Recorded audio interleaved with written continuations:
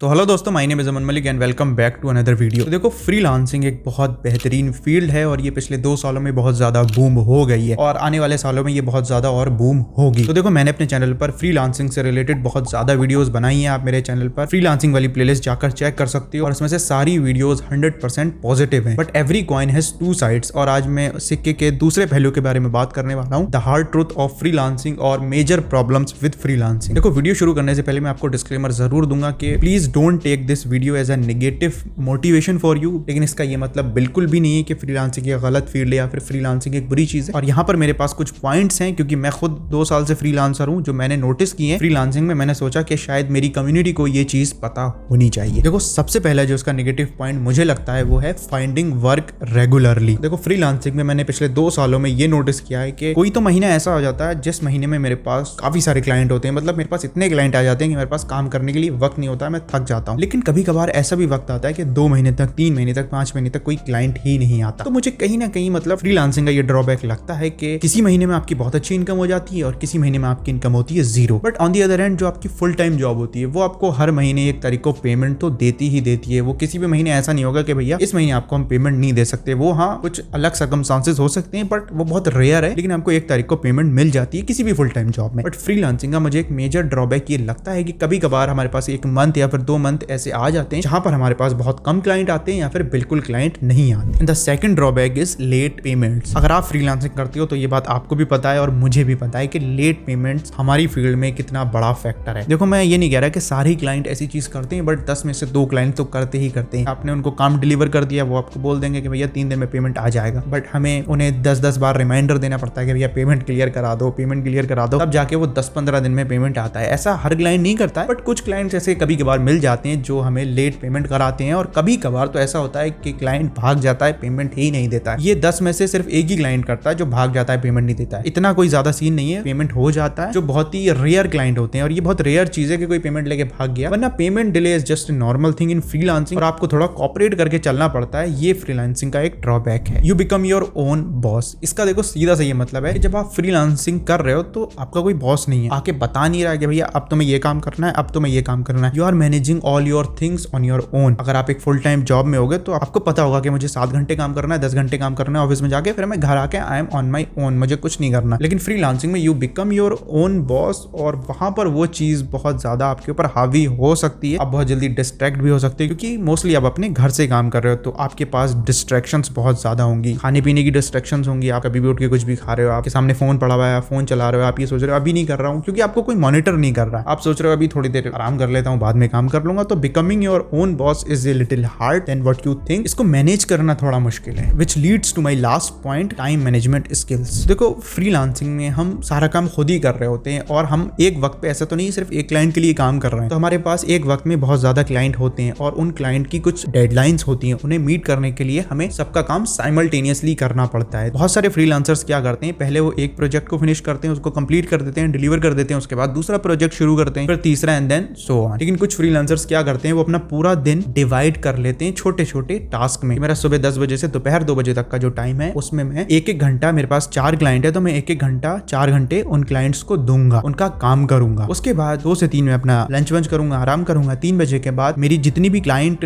Interviews हैं, client call है, review discussions हैं, वो करूंगा। तो इस तरीके से कुछ फ्रीलांसर्स अपना टाइम मैनेज कर लेते हैं, बट बहुत सारे फ्रीलांसर्स मैनेज नहीं कर पाते हैं और वो एक लूप होल में फंस जाते हैं कि अब क्या काम करूं, अब क्या काम करूं। इससे उनकी डेडलाइंस मिस हो जाती हैं and that eventually create a bad impact on your reputation as a freelancer. तो ये भी एक ड्रॉबैक है। देखो, जितनी भी मैंने चीजें बताई हैं, इन सबका एक सॉल्यूशन है। तो आप फ्रीलांसिंग बेझिझक स्टार्ट कर सकते हो और just the second side of the coin जो आपको पता होनी चाहिए थी, तो आप फ्रीलांसिंग बेझिझक स्टार्ट कर सकते हो। और अगर आपका और कोई सवाल हो तो मुझे नीचे कमेंट्स में जरूर बता देना। तो मैं मिलता हूँ आपसे अगली वीडियो में, तब तक के लिए stay healthy, stay safe and Aman out.